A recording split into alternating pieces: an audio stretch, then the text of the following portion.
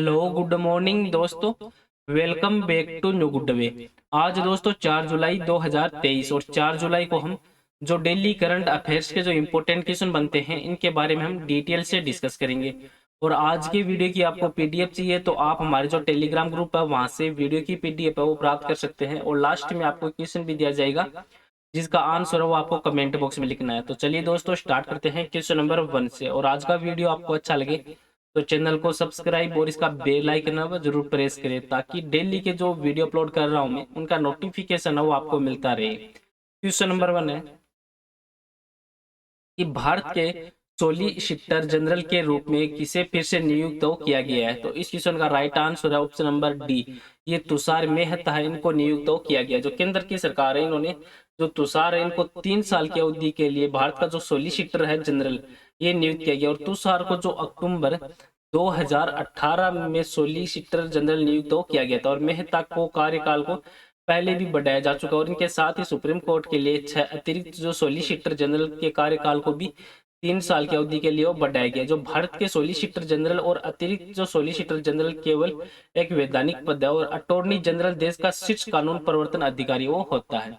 अब अपॉइंटमेंट से संबंधित जो इंपॉर्टेंट बिंदु बनते हैं उन पर भी एक नजर डाल लेते हैं कि किन की नियुक्ति हाल ही में कहाँ की गई है। तो अश्विनी कुमार की यूको बैंक के एमडी के रूप में नियुक्ति की गई है और प्रवीण कुमार श्रीवास्तव वो सीबीसी के रूप में इन्होंने शपथ ली है। अजय यादव ने एसईसीआई के एमडी के रूप में कार्यभार संभाला है। जी कृष्ण कुमार को भारत पेट्रोलियम कॉर्पोरेशन के अध्यक्ष के रूप में नियुक्त किया गया है। एलआईसी ने तक्ष पांडे और एम जगन्नाथ को नया एमडी नियुक्त किया है। और भारत सरकार ने सिद्धार्थ मोहंती को एलआईसी के अंतरिम अध्यक्ष के रूप में नियुक्त किया। और महिंद्रा फाइनेंस ने जो राहुल रेबेलो है इनको एमडी और सीईओ के रूप में नियुक्त किया गया। और आरबीआई ने जो जेपी मॉर्गन चेस के नए सीईओ के रूप में प्रभदेव सिंह है इनकी नियुक्ति को मंजूरी प्रदान की। और सीनू जावर वो टीआई राजस्थान की पहली महिला अध्यक्ष वो बनी है।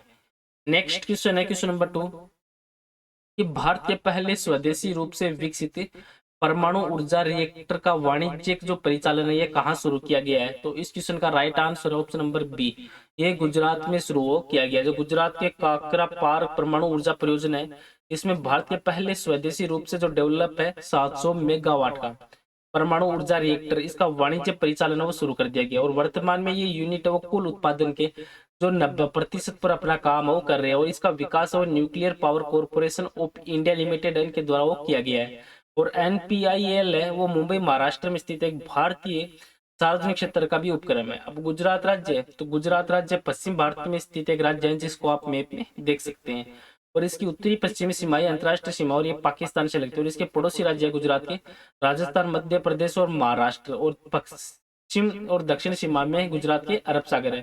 तो प्रेजेंट मुख्यमंत्री गुजरात के भूपेंद्र भाई पटेल और राज्यपाल आचार्य देवव्रत। और गुजरात में टोटल जिले हैं 33। और गुजरात राज्य का गठन है ये 1 मई 1960 को गुजरात राज्य का गठन वो हुआ था। और यहाँ की राजधानी है गांधीनगर। नेक्स्ट अब गुजरात से संबंधित जो इंपॉर्टेंट बिंदु बनते हैं उन पर भी एक नजर डाल लेते हैं कि केंद्रीय नमक और समुद्री रसायन अनुसंधान संस्थान ये गुजरात राज्य में भावनगर में स्थित है। और जनसंख्या के अनुसार गुजरात राज्य का सबसे छोटा जिला ये डांग है। और सिंधु घाटी सभ्यता का सबसे महत्वपूर्ण बंदरगाह ये गुजरात में लोथल बंदरगाह है। और गुजरात राज्य की सबसे लंबी नदी है बादल नदी। और फिजिकल रिसर्च लेबोरेटरी है भारतीय गुजरात राज्य में स्थित है। और गुजरात राज्य की जो जीवन रेखा है ये नर्मदा नदी को कहा जाता है। और गुजरात के जो भुज में भारत का सबसे भयंकर भूकंप ये 26 जनवरी 2001 को आया था। और गुजरात राज्य में स्पेस सिस्टम डिजाइन लैब का उद्घाटन हाल ही में किया गया। और भारतीय मंत्रिमंडल है इन्होंने राज्य में सेमीकंडक्टर जो परीक्षण है और पैकेजिंग इकाई स्थापित करने की योजना को मंजूरी प्रदान की है। नेक्स्ट क्वेश्चन है क्वेश्चन नंबर 3 कि विश्व खेल पत्रकार दिवस है ये किस दिन मनाया जाता है। तो इस क्वेश्चन का राइट आंसर है ऑप्शन नंबर बी, ये 2 जुलाई को मनाया जाता है। जो विश्व खेल पत्रकार दिवस है ये विश्व स्तर पर मनाया जाता है। और इसका इस दिन को मनाने का उद्देश्य है कि जो खेल पत्रकारों के काम को स्वीकार करना और उन्हें अपने काम में बेहतर करने के लिए प्रोत्साहित करना। और खेल पत्रकार दुनिया के लाखों लोगों को विभिन्न खेलों के बारे में जानकारी प्राप्त करने में मदद करते हैं। और इस पेशेवर ने पूरी दुनिया में कई तरह के खेलों के विकास में भी अपनी मदद की है।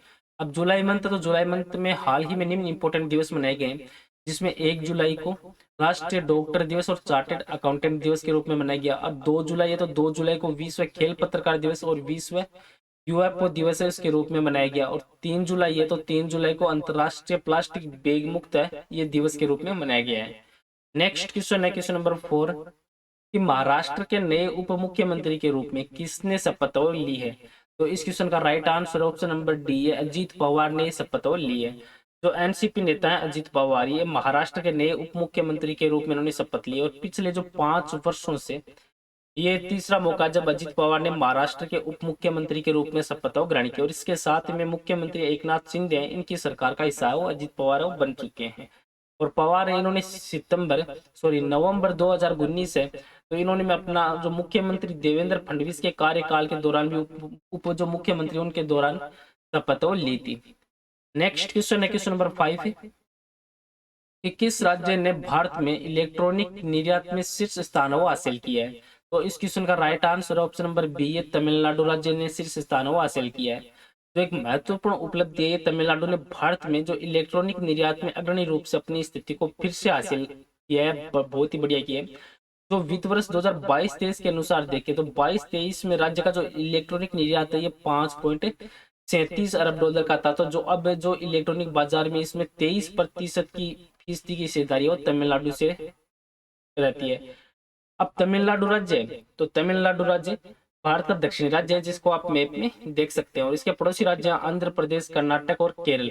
और प्रेजेंट है मुख्यमंत्री हैं एम.के. स्टालिन और राज्यपाल है रविंद्र नारायण रवि। और तमिलनाडु में टोटल जिले हैं 38 और तमिलनाडु है तो तमिलनाडु राजधानी है चेन्नई। अब तमिलनाडु से संबंधित जो इंपॉर्टेंट बिंदु बनते हैं उन पर भी एक नजर डाल लेते हैं कि तमिलनाडु सरकार ने छात्रों के लिए पुदुमाई पेन योजना की शुरुआत की और चेंगलपट्टू में भारत का पहला हाइब्रिड रॉकेट लॉन्च किया गया है।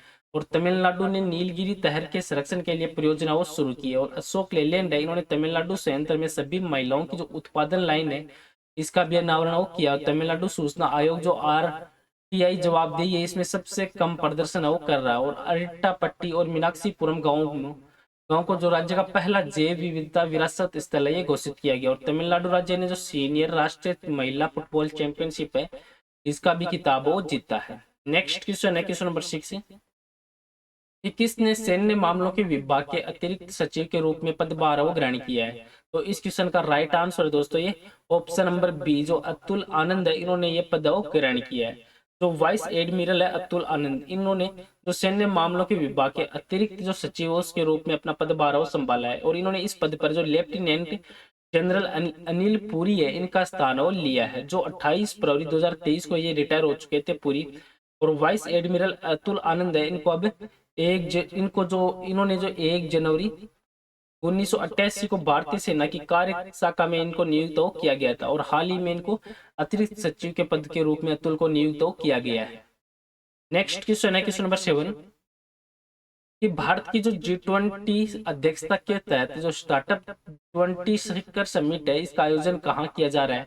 तो इस क्वेश्चन का right answer option number D ये गुरुग्राम में इसका आयोजन किया जा रहा है। जो भारत की G20 अध्यक्षता के तहत जो स्टार्टअप 20 शिखर समिट है इसका आयोजन है ये हरियाणा के गुरुग्राम में किया जा रहा है। और स्टार्टअप 20 जो एंगेजमेंट ग्रुप है ये 2 दिन का जो स्टार्टअप शिखर सम्मेलन का आयोजन किया जा रहा है। और इस अवसर पर जो G20 है इसमें शेरपा है इसके वो अमिताभ कांत होंगे। नेक्स्ट अब इससे संबंधित जो इंपॉर्टेंट बिंदु बनते हैं उन पर भी एक नजर डाल लेते हैं G20 से कि ये 1999 में स्थापित एक विश्व की अग्रणी अर्थव्यवस्थाओं का एक अंतर्राष्ट्रीय मंच और इसका प्राथमिक उद्देश्य है कि अंतर्राष्ट्रीय वित्तीय स्थिरता और सतत आर्थिक विकास को बढ़ावा देना। और G20 व्यापार, निवेश, रोजगार, ऊर्जा, जलवायु परिवर्तन जैसे आर्थिक और वित्तीय मुद्दों की एक विस्तृत श्रृंखला से संबंधित जो नीतियां उन पर चर्चा या समन्वय के लिए एक मंच के रूप में कार्य करता है। नेक्स्ट क्वेश्चन है क्वेश्चन नंबर 8 कि ऑस्ट्रियाई ग्रैंड प्रिक्स फॉर्मूला 1 चैंपियनशिप 2023 का टाइटल है ये किसने जीता है? तो इस क्वेश्चन का राइट आंसर दोस्तों ऑप्शन नंबर सी ये मैक्स जो वेरस्टेपेन है इन्होंने ये टाइटल जीता है। और ये उनका लगातार तीसरा जो ग्रैंड प्रिक्स जो टाइटल है। और मैक्स वेस्टरपेन है इन्होंने रेड बुल की टीम की ओर से ये फॉर्मूला 1 में भाग लिया था। और मैक्स है ये एमिलियन जो बेल्जियम रेसिंग ड्राइवर है इसमें 2021 और 22 में भी फॉर्मूला वर्ल्ड चैंपियन रह चुके हैं। नेक्स्ट क्वेश्चन है क्वेश्चन नंबर 9 कि पतले प्लास्टिक बैगों पर प्रतिबंध लगाने वाला दुनिया का पहला देश है वो कौन बना है? तो इस क्वेश्चन का राइट आंसर है ऑप्शन नंबर सी ये न्यूजीलैंड बन चुका। जो न्यूजीलैंड है ये पतले बैगों को प्लास्टिक बैग है उन पर प्रतिबंध लगाने वाला दुनिया का पहला देश बन गया। और न्यूजीलैंड में इन प्लास्टिक बैगों का उपयोग वो सुपरमार्केट में फल सब्जियों के लिए किया जाता था। और सरकार वो एकल उपयोग प्लास्टिक के खिलाफ जो चलाए जा रहे अभियान का भी विस्तार कर रही है, जिसे 2019 में भारत के द्वारा शुरू किया गया था। अब न्यूजीलैंड है, तो न्यूजीलैंड प्रशांत महासागर में ऑस्ट्रेलिया के पास स्थित एक देश है, जिसको आप मैप में देख सकते हैं। और ये दो बड़े द्वीपों से बना हुआ, और यहाँ की राजधानी है वेलिंगटन। और यहाँ के जो प्रेजेंट टाइम प्रधानमंत्री वो है जेसिंडा अर्डन, और यहाँ की मुद्रा है डॉलर। नेक्स्ट क्वेश्चन है क्वेश्चन नंबर 10 कि यूटा पर्वत जो तरबूज बर्फ के लिए खबरों में देखा गया था, वो ये किस देश में स्थित है? तो इस क्वेश्चन का राइट आंसर दोस्तों ऑप्शन नंबर डी, ये अमेरिका देश में स्थित है। जो तरबूज बर्फ की जो दुनिया भर के पर्वतीय क्षेत्रों में पाया जाने वाली एक प्राकृतिक घटना है, जहाँ बर्फ है उसका जीवंत जो रंग है वो हरे शैवाल है उनके रूप में खिलने के कारण होता है, जो ठंडी बर्फीली परिस्थितियों में पनपता है। और ये घटना ये बर्फ के रंग बदलने का आभास दे सकती है, लेकिन वास्तव में ये शैवाल की उपस्थिति के कारण होता है। और ये हाल ही में अमेरिका की जो यूटा पर्वत है उसमें ये रिपोर्ट किया गया था, जो हाल ही में खबरों में चल रहा है। और आज का नेक्स्ट और लास्ट क्वेश्चन है, जिसका आंसर है वो आपको कमेंट बॉक्स में लिखना है कि भारत के सॉलिसिटर जनरल के रूप में किसे फिर से नियुक्त किया गया है। तो इस क्वेश्चन का राइट आंसर है वो आपको कमेंट बॉक्स में लिखना है। और पीछे के वीडियो में भी आपको क्वेश्चन दिया था कि भारतीय रिजर्व बैंक ने किस बैंक को गैर बैंकिंग संस्थान का लाइसेंस दिया है। तो इस क्वेश्चन का right answer option number B है, महालक्ष्मी सहकारी बैंक को दिया है। जो आरबीआई इन्होंने कर्नाटक के जो धारवाड़ में स्थित जो महालक्ष्मी सहकारी बैंक लिमिटेड है, इसके बैंकिंग परमिट को रद्द करने की महत्वपूर्ण घोषणा की है। अब इसमें आरबीआई ने संस्थान को एक गैर बैंकिंग संस्थान लाइसेंस वो भी दिया, जिससे क्या होगा, तो इससे अपना जो परिचालन है वो जारी रखने की अनुमति वो इसमें इनको मिली है। चलो दोस्तों, आज का वीडियो यहीं पे समाप्त करता हूँ। वीडियो आपको अच्छा लगे तो चैनल को सब्सक्राइब और वीडियो को शेयर जरूर करें। Thank you all of you.